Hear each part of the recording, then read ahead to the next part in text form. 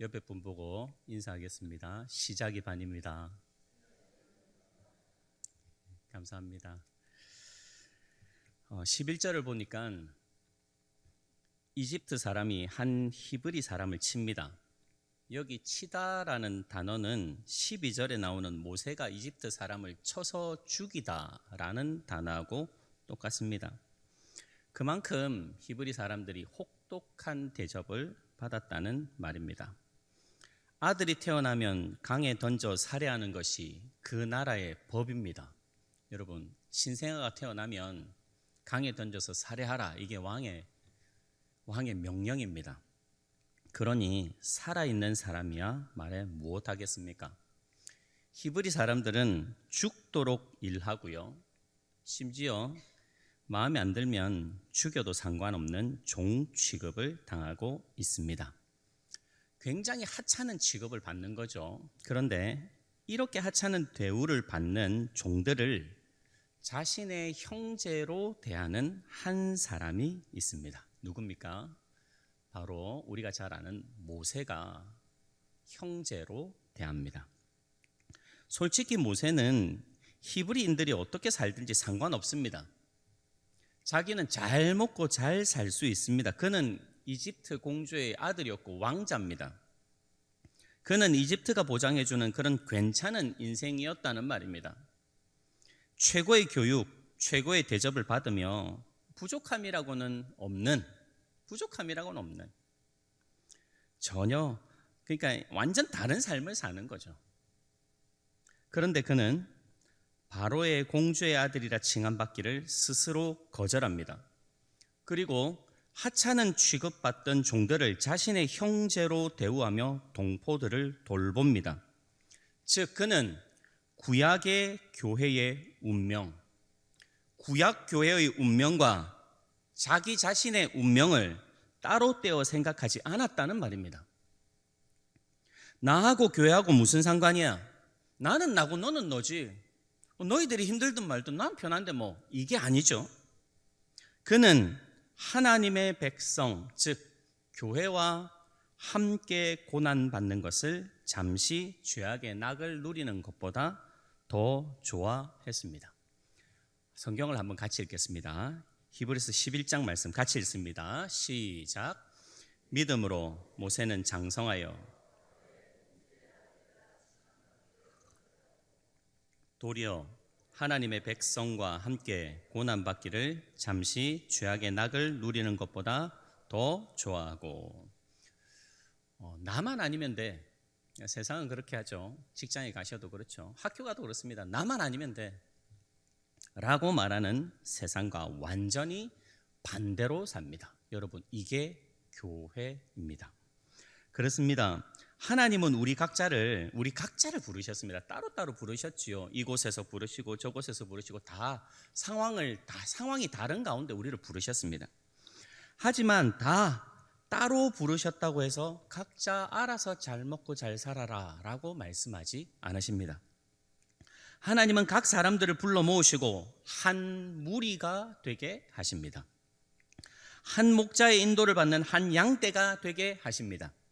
신약 성경에서는 이걸 한 새 사람으로 창조하셨다.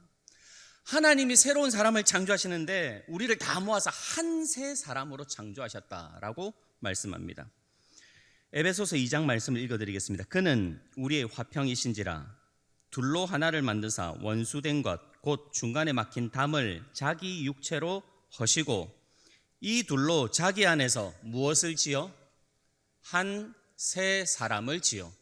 한 새 사람을 지어. 자기 안에서 한 새 사람을 지어 화평하게 하시고 라고 분명히 말씀합니다. 그렇습니다. 하나님은 우리를 한 새 사람으로 새롭게 창조하셨습니다. 그래서 교회는요, 교회인 우리는 둘이 아니고 셋도 아니고 넷도 아닙니다. 여기 모인 한 100명, 100도 아닙니다. 우리는 한 사람입니다. 믿으십니까? 그의 안에서, 예수님 안에서 우리가 한 새 사람이라는 사실을 믿으십니까? 여러분, 믿으셔야 합니다. 이거는 하나님의 말씀이니, 이건 구원과 직결되는 문제이니 우리가 한 사람이라는 사실을 기억하고 명심해야 합니다. 우리는 따로따로 너는 너고 나는 나가 아니라 우리는 한 세 사람입니다. 한 사람의 특징이 뭡니까? 우리가 한 사람이라면 특징이 뭐죠? 이 손이 아프면 이 손도 아픈 겁니다.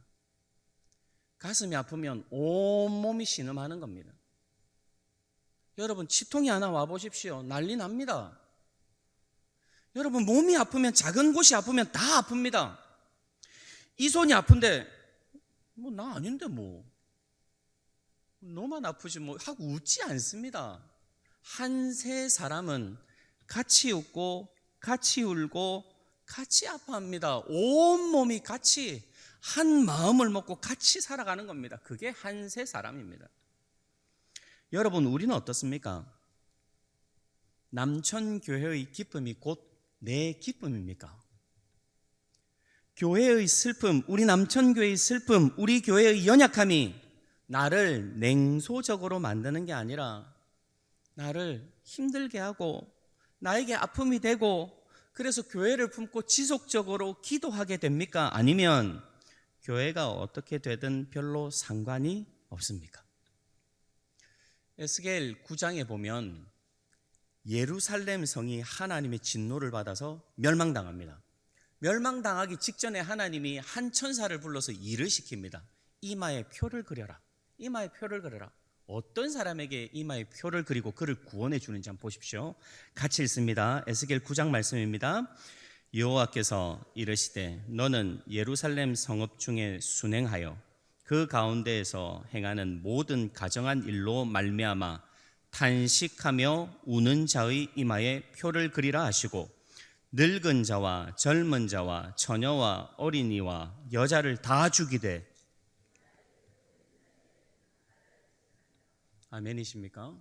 여러분 하나님이 진노하셔서 교회를 망하게 하시는데 그 진노 중에 누구를 지키시냐면 누구를 보호하시냐면 교회 안에 일어나는 가정한 일로 말미암아 욕하고 비웃고 그럴 줄 알았다 하는 사람이 아니라 탄식하며 함께 우는 자, 탄식하며 함께 우는 자, 교회와 함께 탄식하며 교회와 함께 우는 자, 그 사람의 이마에 표를 딱 찍고 여러분 밑에 보시면 늙은 자도 죽이고 젊은 자도 죽이고 아기도 죽이고 여자도 죽입니다. 그런데 누구를 살리냐면 이마에 표가 있는 사람, 교회를 위하여 탄식하며 함께 우는 자만 구원하십니다. 그렇습니다. 여러분 아무나 구원받는 것 여러분 아닙니다. 목마른 자는 누구나 주께로 나옵니다. 목마른 자는 누구나 그가 어떤 죄를 지었든지 그의 과거가 어떻든지 그의 삶이 어떻든지 그의 출생이 어떻든지 상관없습니다. 누구나 구원받습니다. 그러나 그렇게 구원받은 자는 어떻게 사냐면 교회와 함께 탄식하고 함께 우는 자입니다. 왜 그렇죠? 왜냐하면 그리스도 안에서 우리를 한 세 사람으로 지으셨음을 믿고 그것 붙들고 교회와 함께 살아가려고 애를 쓰기 때문입니다. 사랑하는 여러분, 아무나 구원받지 않습니다. 교회와 자신을 분리하지 않고 교회가 이 일을 하든 말든 나하고 무슨 상관이야? 교회가 그렇게 되든 말든 나만 잘 믿으면 되지 하는 사람은 진노를 피할 수 없었다라고 분명히 에스겔서는 말씀합니다. 교회의 운명과 자신의 운명을 하나로 연결하고 믿고 함께 아파하고 함께 기뻐하는 그 사람이 바로 진짜 성도고 그 사람이 진짜 이마에 표를 받은 구원받은 자라는 말입니다. 여러분, 우리 남천교회는 유치부부터 청년부까지 우리의 믿음의 자녀들이 있습니다. 몇 명 있을까요?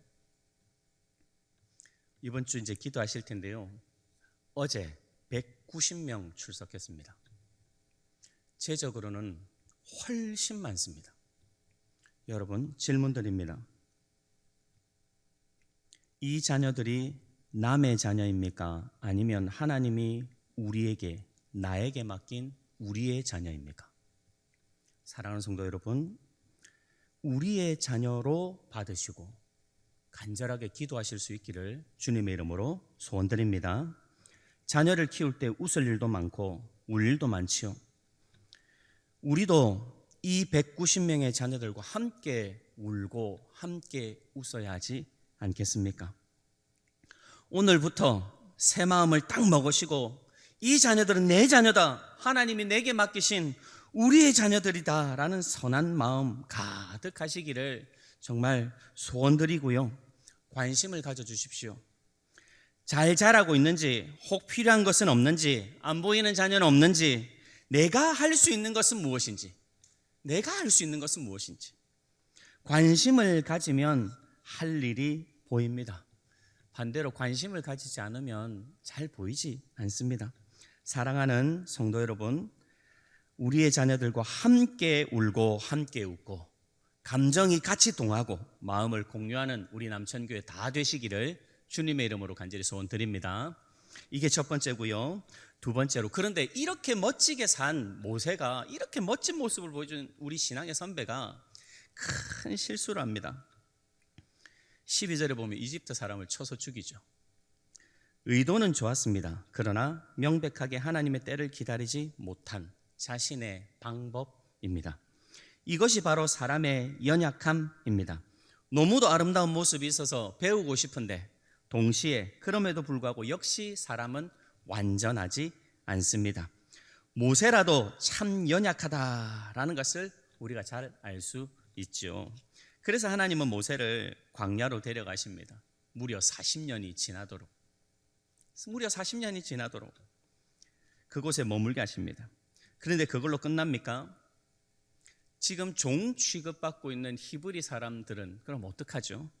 걱정하지 마십시오. 출애굽기 2장에 하나님이 그들의 고통 소리를 들으시고 하나님이 아브라함과 이삭과 야곱에게 세운 그의 언약을 기억하셨다라고 말씀합니다. 그래서 그들을 이끌어낼 구원자를 준비하시는데 바로 우리가 잘 아는 광야에서 지금 40년, 요즘 말로 얘기하면 40년 썩고 있는 광야로 내몰렸던 모세입니다. 그의 연약함으로 광야로 도망쳤지만 하나님은 그것마저도 합력하여 선을 이루셨습니다. 우리가 알거니와 하나님을 사랑하는 자 곧 그의 뜻대로 부르심을 입은 자들에게는 모든 것이 합력하여 선을 이룬다 하셨지요. 광야에서 모세는 준비합니다. 어떤 준비입니까, 여러분? 내가 저들을 구원해 내는 게 아니구나 하는 것을 아는 준비입니다. 내가 할 수 있는 게 아니구나. 내가 저 백성들을 불쌍히 여긴다고, 내가 저들과 마음을 같이 하려고 한다고, 내가 저들과 고난 같이 받으려고 애를 쓴다고 해도 이거 참 좋은 모습이죠. 그런데 그런다고 해서 내가 구원자가 아니구나 하는 것을 아는 준비를 40년 동안 시키신 겁니다. 그렇습니다, 여러분. 한번 따라서 하실까요? 하나님만이 우리의 구원자십니다. 아멘이십니까? 여러분, 사람은 절대로 구원자가 될 수 없습니다. 하나님은 물론 사람을 통해 일을 하시죠. 사람의 귀한 섬김을 받으십니다. 그러나 구원하심은 보좌에 앉으신 우리 하나님과 어린 양께만 있습니다. 모세는 자신의 능력에 대한 신뢰가 산산조각 나기까지 훈련받은 겁니다. 그 훈련이 끝나자 다시 사명을 받게 되는 거죠. 여러분, 여기 계신 분들도 다 사명자입니다. 그래서 오늘 하나님이 생명 주신 겁니다. 우리 코에 호흡이 있는 것, 이 호흡이 톡 떨어지면 가잖아요. 우리도 이제 언젠가 가겠죠. 근데 그 전까지 호흡을 주신 이유가 뭐냐면 우리에게 사명 주셨기 때문입니다.